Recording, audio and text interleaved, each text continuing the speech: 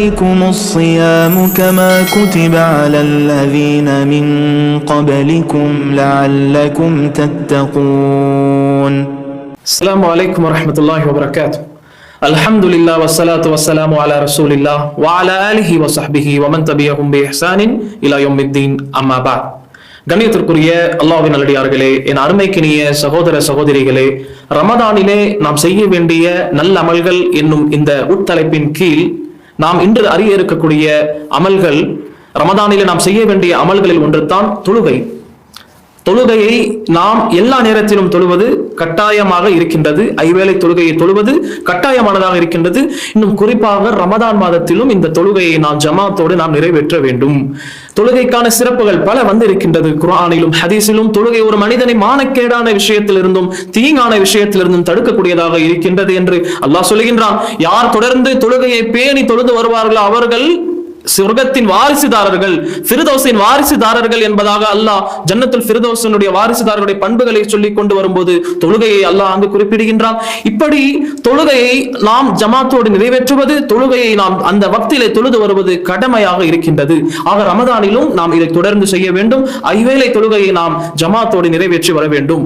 அதனோடு சேர்த்து தொழுகைக்கு, கடமையான தொழுகைக்கு முன் பின் சுன்னத்துகளை நாம் நிறைவேற்ற வேண்டும். நபிகள் நாயகம் ஸல்லல்லாஹு அலைஹி வஸல்லம் அவர்கள் சொல்வதாக உம்மு ஹபீபா ரலியல்லாஹு அன்ஹா அவர்கள் அறிவிக்கிறார்கள், யார் ஒருவர் கடமையான தொழுகைகளை தவிர்த்து உபரியான 12 ரக்காத்துகளை ஒரு நாளிலே தொழுந்து வருகிறார்களோ அல்லாஹ் அவருக்காக சொர்க்கத்திலே ஒரு வீட்டை கட்டி எழுப்புகிறான். யார் ஒருவர் 12 ரக்காத்துகள் உபரியான தொழுகைகளை, கடமை அல்லாத 12 உபரியான ரக்காத்துகளை தொழுது வருவார்களோ அவருக்காக சொர்க்கத்திலே ஒரு வீடு, ஒரு மாளிகை கட்டப்படும். ஆக சுப்ஹானல்லாஹ், சொர்க்கத்திலே ஒரு மாளிகை நமக்கு வேண்டுமா? நாம் என்ன செய்ய வேண்டும்? ஜமாத், அதாவது கடமையான தொழுகையோடு நாம் நஃபிலான தொழுகைகளை தொழுந்து வர வேண்டும். இன்னொரு அறிவிப்பிலே அதை குறித்து வருகின்றது. ஃபஜருக்கு முன்னால் 2 ரக்காத்துகள், லுஹருக்கு முன்னால் 4 ரக்காத்துகள், 2 2ஆக 4 ரக்காத்துகள், லுஹருக்கு பின்னால் 2 ரக்காத்துகள் ஆக 8, மக்ரிபுக்கு பின்னால் 2 ரக்காத்துகள் 10, இஷாவுக்கு பின்னால் 2 ரக்காத்துகள் 12ஆக இருக்கின்றது. ஆக நாம் என்ன செய்ய வேண்டும்? இந்த ரமதான் மாதத்திலே இது பயிற்சிக்கான ஒரு பட்டறை, பயிற்சி எடுக்கக்கூடிய ஒரு மாதம்.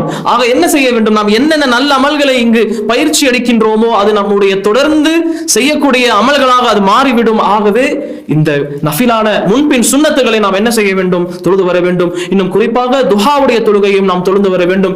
இப்படி ரமதானிலே தொழுகைக்கு ஒரு மிக முக்கியத்துவத்தை கொடுத்து நாம் ஜமாத்தோடு நிறைவேற்றணும், அது கடமை. அதனல்லாது சுன்னத்துகளையும் நாம் என்ன செய்ய வேண்டும்? நாம் தொடர்ந்து தொழுது வர வேண்டும் என்பதை நாம் கவனத்தில் கொள்ள வேண்டும். அதற்கு அடுத்து இந்த ரமதான் மாதத்திலே நாம் செய்ய வேண்டிய அமல்களில் மிகவும் முக்கியமானது தான தர்மங்களை வழங்க வேண்டும். சதகாக்களை நாம் கொடுக்க வேண்டும். சதகா, நபிகள் நாயகம் ஸல்லல்லாஹு அலைஹி வஸல்லம் அவர்களை குறித்து ஹதீஸிலே வருகின்றது. புகாரியிலே பதிவு செய்யப்பட்ட ஹதீஸ்.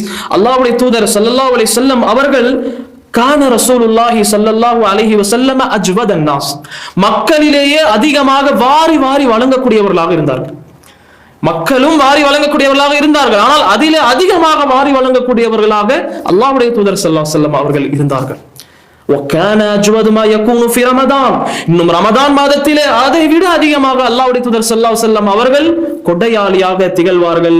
ஜிப்ரீல் அலைஹிஸ்ஸலாம் ரமதானுடைய ஒவ்வொரு இரவிலும் அல்லாஹ்வுடைய தூதரை சந்தித்து ரசூலுல்லாஹ் ஸல்லல்லாஹு அலைஹி வஸல்லம் அவர்களுக்கு குர்ஆனுடைய வசனத்தை நினைவூட்டுவார்கள். அல்லாஹ்வுடைய தூதர் ஸல்லல்லாஹு அலைஹி வஸல்லம் அவர்களும் குர்ஆனை வாசித்து காண்பிப்பார்கள் என்று இந்த ஹதீஸிலே வருகின்றது. ஃபல ரசூலுல்லாஹ் ஸல்லல்லாஹு அலைஹி வஸல்லம் அஜ்வது பில் கைரி, நல்ல விஷயங்களிலே அல்லாஹ்வுடைய தூதர் ஸல்லல்லாஹு அலைஹி வஸல்லம் அவர்கள் மினர் ரீஹில் முர்சலா, அதாவது அனுப்பப்பட்ட காற்றை விட வேகமாக அல்லாஹ்வுடைய தூதர் ஸல்லல்லாஹு அலைஹி வஸல்லம் அவர்கள் இந்த கைரிலே, நன்மையான விஷயத்திலே முந்தக்கூடியவர்களாக, நல்ல வாரி வாரி வழங்கக்கூடியவர்களாக, தர்மங்களை செய்யக்கூடியவர்களாக இருந்தார்கள் என்று அல்லாஹ்வுடைய தூதர் ஸல்லல்லாஹு அலைஹி வஸல்லம் அவர்களை குறித்து புகாரி மற்றும் முஸ்லிமிலே இந்த ஹதீஸ் பதிவு செய்யப்பட்டிருக்கின்றது. ஆக அல்லாஹ்வுடைய தூதர் ஸல்லல்லாஹு அலைஹி வஸல்லம் அவர்கள் ரமதான் மாதத்திலே அதிகமாக தர்மங்களை செய்யக்கூடியவர்களாக இருந்தார்கள். ஆக நாமும் அல்லாஹ்வுடைய பாதையிலே தர்மங்களை செய்ய வேண்டும். சகோதர சகோதரிகளே, தர்மங்களை செய்ய வேண்டும் என்றால் இது அர்த்தம் கிடையாது 5000, 10,000, 1 லட்சம் இப்படி அதிக தொகைகளைத்தான் கொடுக்க வேண்டும் என்ற அர்த்தம் கிடையாது.